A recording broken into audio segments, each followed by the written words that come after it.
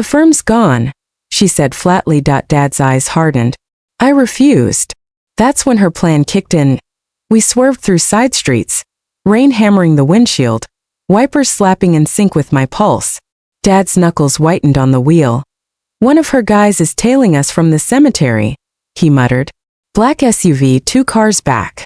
Headlights glared in the mirror, creeping closer as we tore through the storm-slicked Detroit streets. The sedan fishtailed, tires screeching around potholes and boarded warehouses. Finally, the SUV's beams faded into the night behind us. We pulled into a decaying warehouse on the city's edge, its rusted doors yawning open just enough to swallow the car. The engine died with a final growl.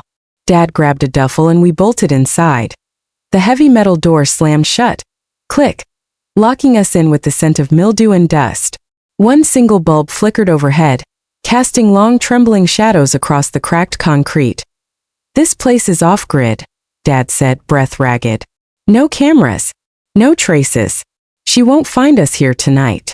We sank onto old crates. He pulled a battered laptop from the bag, its glow slicing through the dark. It started with the forged emails, he said, eyes hollow. She's been faking threats for months, making it look like I agreed to transfer my shares in the firm. Millions in assets, Selena. The company Grandpa built from nothing. He scrolled through the files, emails, contracts, timestamps all wrong. She even looped in Yale, pressuring me during board calls. Sign over control, Upton, or we'll lose everything. I leaned closer, heart pounding. Why? The firm's always been split even. He rubbed his temples. Yale convinced her we needed offshore expansion. Lies. He's siphoning funds through shell companies. I confronted her once in the office, showed her proof. She laughed. You're holding us back, she said. Then came the threats. Locked me out of accounts. Changed passcodes. His voice faltered. Then one night I collapsed during a meeting. Pain in my chest, sharp, crushing. They rushed me to the ER. When I woke up, there she was. No tears, no worry. Just a stack of papers. He mimed the scene, trembling. Sign these transfers now while you can still hold a pen, she said. The firm's future depends on it. Yale was pacing outside the curtain like a shark. You refused, I whispered. Damn right, he said. Even as the morphine hit, I told her no. His gaze darkened. That's when Veda Jaff stepped in, my old med school friend. She'd seen the bruises, the weight loss. She knew. She whispered, I can help you disappear. He took a shaky breath. She faked the death record, swapped a mannequin for my body, wheeled me out in a laundry cart through the hospital basement while they prepped the fake remains. Then she drove me here. Silence filled the room except for the rain drumming on the roof. Dad looked up at me, eyes burning with resolve. Tilda thinks I'm buried. She and Yale believe they've won. But they're finished, Selena. This time they're done. I nodded, adrenaline sharpening my focus. Dad's plan came first. Offshore fraud stored on a flash drive, hidden inside inflated interior contracts worth millions. Walt's strategy clicked instantly. He'd park the van nearby, boost our signal, and jam any silent alarms once we entered. In and out in 10, he said. The firm's building was half dead anyway. Rusted locks, no guards, just urban decay. We synced watches, the diner's hum drowning our whispers.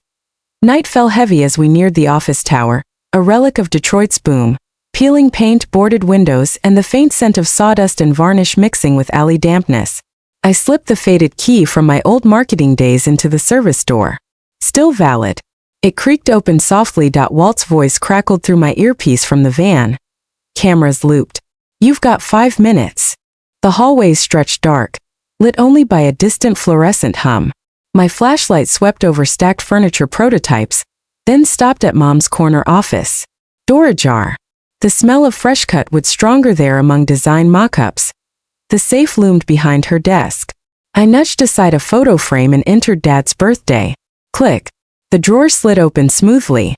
Inside, the flash drive, nestled between ledgers marked expansion reserves. I plugged it into my portable rig. Files poured in. Offshore accounts in the Caymans, bloated project valuations, $2 million funneled through fake invoices and phantom suppliers. Contracts doctored to show Yale's cut, with Mom's email approvals attached. Got gold, I whispered to Walt. The copy bar crawled. 50%, 70%, 80%.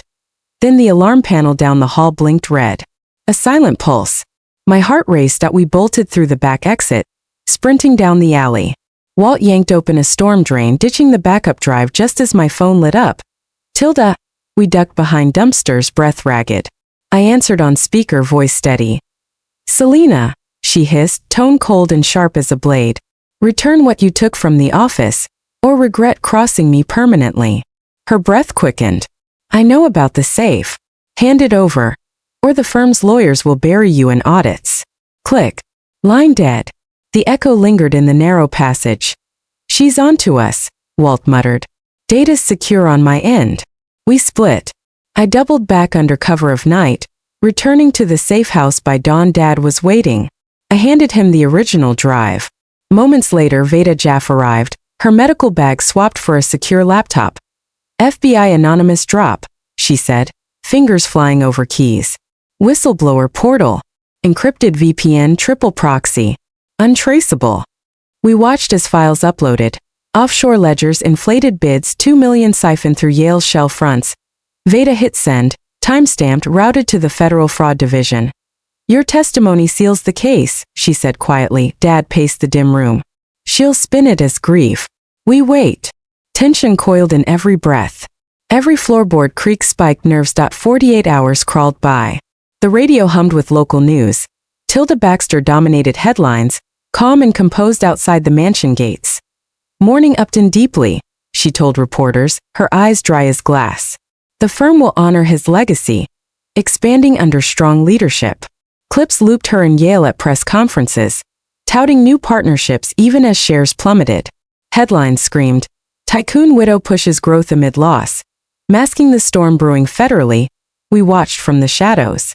Veda refreshed the encrypted feed. No word yet, she murmured, but they're stirring. Then, headlights swept across the safe house facade. Gravel crunched. Doors slammed, pounding fists. Open up, Selena. I know you're in there. Tilda's voice, furious, echoing through the night. Yale's silhouette hovered beside her in the glare. Dad stepped from the shadows, placing a steady hand on my shoulder. I'll handle this. He cracked the door, chain still latched. Tilda shoved forward, then froze. Her face drained of color at the sound of his voice. Upton, she gasped. You're impossible. Sirens wailed in the distance, growing louder. Then closer. And then right outside. The door burst open, light slicing through the storm. Federal agents swarmed the porch, badges gleaming beneath the rain-streaked floodlights. Tilda Baxter. Yale Maff. You're under arrest for fraud and coercion.